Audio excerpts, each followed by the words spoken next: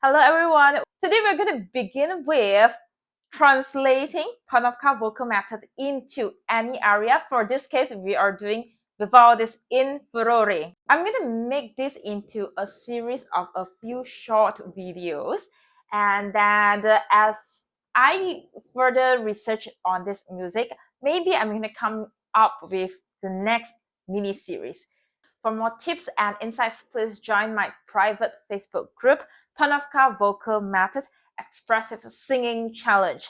To kickstart this series, I'm going to start with this video where I'm going to share with you the history of me learning Coloratura pieces and my transition. And I'm going to share with you the vocal technique of Panofka and how I translate these techniques into this area in Furore. When I first started to hear about this word coloratura, in Chinese it's called a huaqiang. What I know that is this is a technique that we have to sing running passages. And I remember the first 2 semesters when I get pieces with a lot of running passages, I felt very proud of myself because my teacher, my lecturer actually looked up to me and gave me something that is very difficult to sing. At the time, I don't even know the word coloratura, and there's a few different definitions for this word coloratura because some people define it as the natural inborn voice you have, but some people refer that as a technique. For me, I think it is a technique that we can develop because I'm the product of the trained coloratura technique. When I am more conscious about this coloratura technique, it was during my degree time, and I sang pieces like Telemann and also Handel's Rejoice Greatly. I knew that I knew that aria when I was a junior and a diploma. I mean, there is a senior who sang Rejoice Greatly, and I admire him a lot. He's a countertenor. And also that piece, Alleluia. So I really love these pieces, but at the time I couldn't sing them. It's a bit sloppy with my notes and kind of can't control because I felt like I sang more air than the tone from one note to the next note. About the time when I graduated, I remembered it was during 2016, maybe before or just right after my graduation. Now, let me share with you my transition period, how I transformed my coloratura technique. First of all, it was during that time when I learned conducting, orchestral conducting, and I was exposed to orchestral pieces. And also, I am within this instrumentalist. So I saw how they were trained. They trained using metronome and also tuners. I incorporated all this into my self-trained process. And during 2020, which is the beginning of the pandemic, I started to take out the books that I have bought but never touch it, which is Panofka Opus 81. I have already recorded that series and uploaded on YouTube, so you can actually check them out. So the first book, I took about 1 year to practice and record. I played accompaniment and I sing myself. I didn't record everything, but most of them is recorded and being uploaded. And I realized my vocal control has improved so much. And from that time, I decided to work on the next book, which is Opus 85, simpler version. And then the last book, which is Opus 86, that I just completed the recording last December. And all these 3 books are on YouTube. So being an aspiring conductor and watching the music from 3,000 feet above, I'm not just looking at a vocal melody itself, but I'm looking from a broader dimension. So the outcome of the transformation is that I am able to control my vocal more in terms of I can better hear which part I am, for example, off tune, or the technical adjustment that I can better refine. I am able to navigate myself. Now let's move on to the next topic, which is the how I translate Panofka vocal method into aria like Vivaldi's in Furore. So let me just roughly tell you about what Panofka vocal method is. Panofka vocal etudes started from very simple scale until a very extensive vocal etudes like Panofka Opus 86. You can have a look on my YouTube. So the technique includes scale, major, minor, and ascending, descending, and chromatic, tonicization, especially for a more extensive music, for example, Panofka Opus 81, 85, and 86 is more comprehensive. It's no longer technique by technique. It's a few techniques that merge together.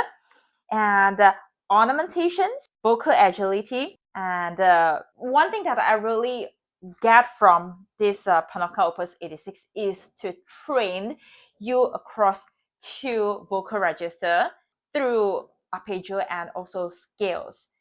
And something that improved a lot is the hearing. You really have to hear the chromaticism because he actually wrote some very advanced stuff in the music. Now let's dive right into Vivaldi's in Furore. Let's just identify all the technique that I just mentioned, which part of this music Vivaldi's actually used. I want to share the four main principles in Furore. So the first one is singing across two vocal register. The second one is tonicizations in this music. The third one is the vocal agility. The last one is the connectivity of several components into a melody. So these are all the techniques that I have developed from Panofka vocal etudes. The importance of learning Panofka vocal etudes or any vocal etudes is because etudes is something that we learn without lyrics. We just practice the vowel. And especially for Panofka, he is advocating singing only on the vowel ah. He don't want to complicate things with a, e, or u. He only wants to sing on ah. So that is the basic to Panofka. I'm going to show you Panofka vocal etude first, and then I'm going to show you in Furore, so you can have two comparison, the vocal vocabulary. So let's look at Panofka Opus 86, number 11. In this example, we can hear the vocal performed across two octaves. So for Panofka Opus 86, there are a lot of the etudes are written across two octaves. For example, Panofka Opus number 8, when you have a whole piece of about 2 minutes or 4 minutes, which you're trained to sing across two octaves.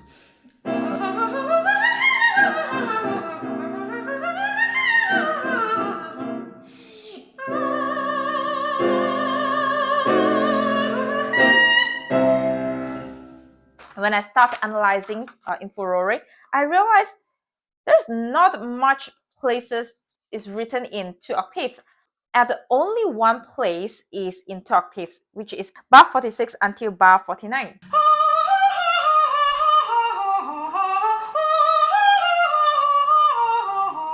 This is the only passage that is across two octaves.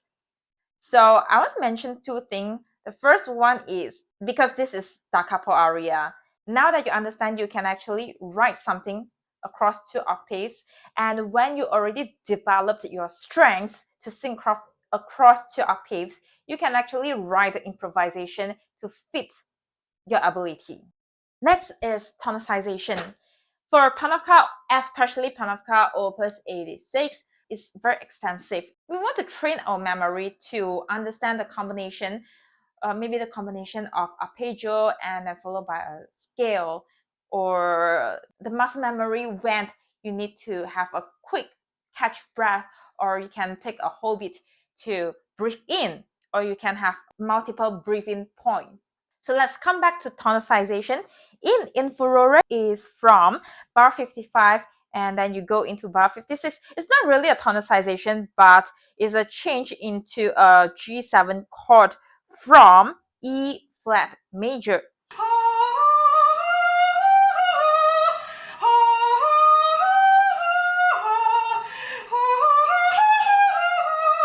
Now let's talk about my favorite topic, coloratura technique. Vocal agility is that you have to sing very accurate pitch at a rather fast pace.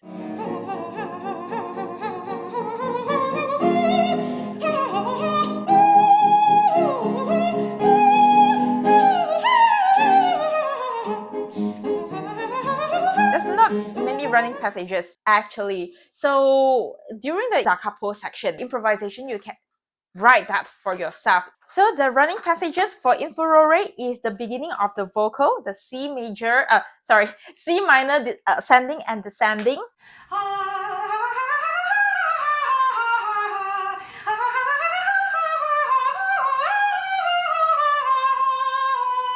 And then the next beat is bar 34. So la ti la so fa mi re do so.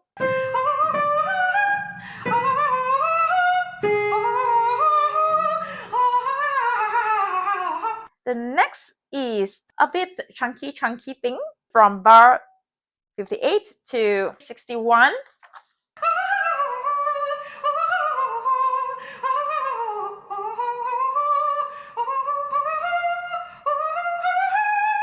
The small chunky thing, we have to incorporate the breathing point. This is also involve our memory. Bar 62 until the end, if you want to consider, it will be bar 65. There is 3 groups of semiquavers.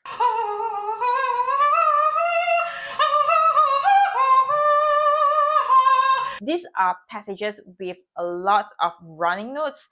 Now let's come back to the reason why we want to talk about translating Panofka vocal method into Vivaldi's in Furore.